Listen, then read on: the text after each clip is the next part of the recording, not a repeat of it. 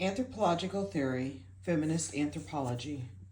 Anthropology has long been a male-dominated field. In 1900, Boas at Columbia and Frederick W. Putnam at Harvard were among the very few anthropology professors accepting women graduate students. However, from the inauspicious beginning, women in anthropology quickly reached high levels of professional achievement and gained popular recognition for their work. In the 20th century, women such as Ruth Benedict and Margaret Mead became household names.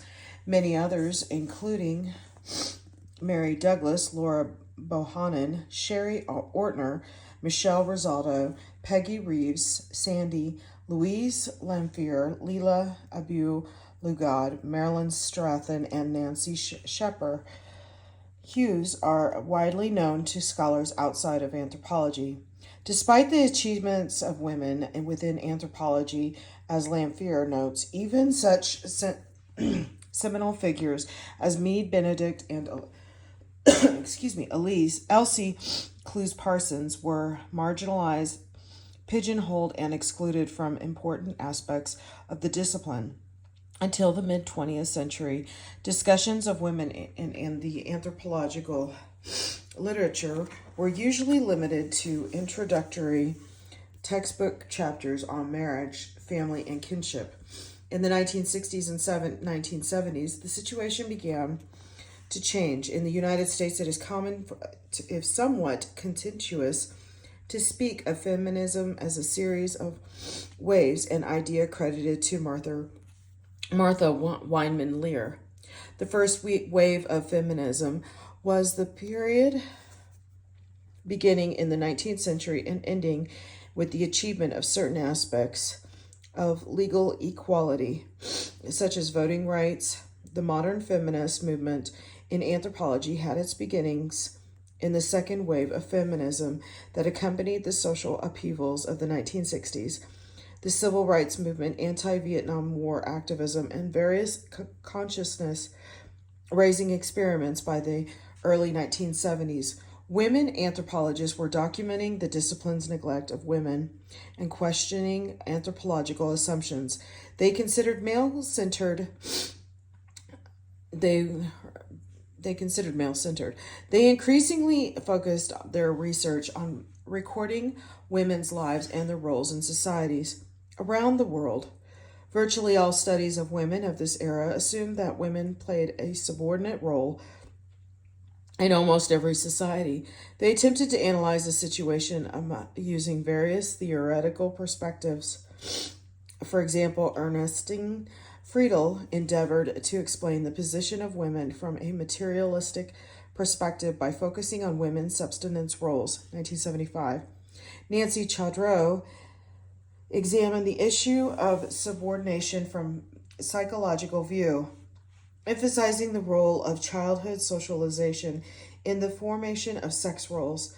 In Rosaldo and Lamphere's 1974 volume, Women, Culture, and Society, and Reina Writer's 1975 anthology, Toward the Anthropology of Women, both collections of essays from a variety of feminist thinkers, were two of the defining works in this era of feminist anthropology. At the same time that feminist cultural anthropologists focused on gender inequality, research on women and gender by feminist archaeologists and physical anthropologists challenged the man, the hunter version of human evolution. The 1975 essay by Sally Slocum is a good example of this. Slocum is in many ways the most unusual scholar represented in this volume. She wrote the essay printed here while she was a graduate student at the University of Colorado. She finished her PhD and taught for a time at the University of Montana, then later at the University of Nevada, Las Vegas, and at various community colleges. However, she spent most of her career working with charitable organizations and, from 1985 to 1997, as a Foreign Service officer for the U.S. Department of State. Other unusual aspects of her career included work as an exotic dancer. She presented a paper on her experiences at the American Anthropological Association meeting 1975, AP, and Daytona Beach Morning Journal, December 9th, 1975, in a plywood mill, and playing oboe in two symphony orchestras. In Essay 24, Slocum charges that women's roles in human evolution have been ignored because scholars focused on hunting rather than gathering. For instance, the challenges the popular ideas that hunting by men because it implied tool making, communication, and the development of complex cognitive skills. Washburn and Lancaster, 1968, played a pivotal role in our evolutionary past. She stresses that women's gatherings and childcare also demanded complex communication, cooperation, and tool making. Slocum argues that evidence indicates foraging, not hunting, was the principal economic strategy throughout most of human evolutionary history. This woman, the gatherer, approach inspired scholars to re-examine human evolution. Most current reconstructions of human evolution give a prominent place to women. The materialist perspective was another prominent direction in gender research. Materialist scholars use cross-cultural analysis to explain differences in the roles and power of different gender groups. They concentrated on research that analyzed gender-related activities using measures of social, economic, and political power. Many scholars in this area focused on gender as it relates to class, the social relations of power, and changes in modes of production. The work of Eleanor Leacock in Essay 25 fits this category of study.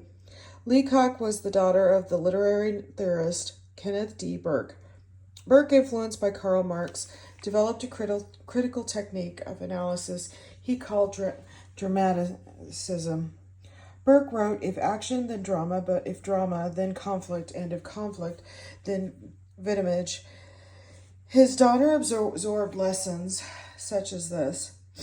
Leacock received her doctorate from Columbia University in 1952. She was part of the same group of scholars that included Eric Wolf, 1923-1999, Sidney Mintz, 1922-2015, and numerous others who were deeply influenced by Marx and by the work of Julian Stewart.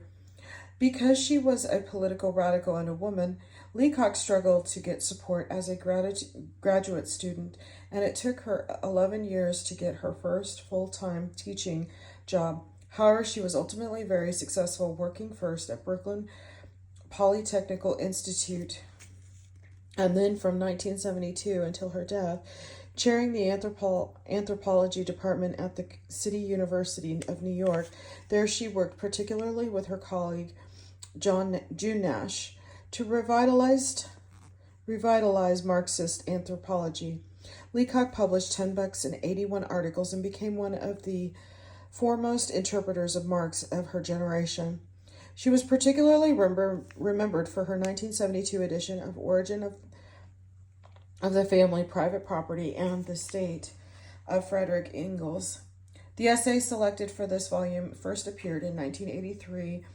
In it, Leacock claims that prior to Western contact, gender relations in Native American and Australian Aboriginal societies were typically egalitarian because men and women participated equally in the processes of production. She argues that the unequal place of women in these societies today is a result of subjugation of these societies by Europeans and imposition of capitalist forms of production. Feminist anthropology and women's studies in general gained strength at universities through the 1980s. However, in the 1990s, the field began to change. The tendency of the 1970s and the 1980s were for scholars to view all women as somewhat similar and differentiate them from all men. However, in the 1970s, the paradigm shifted and scholars began to focus on different understandings of gender, on the ways that these were enacted in different societies, and the effects this had on ideas of personhood. We explore this topic more fully in the section on gender in anthropology. This is the end of this section. Thank you.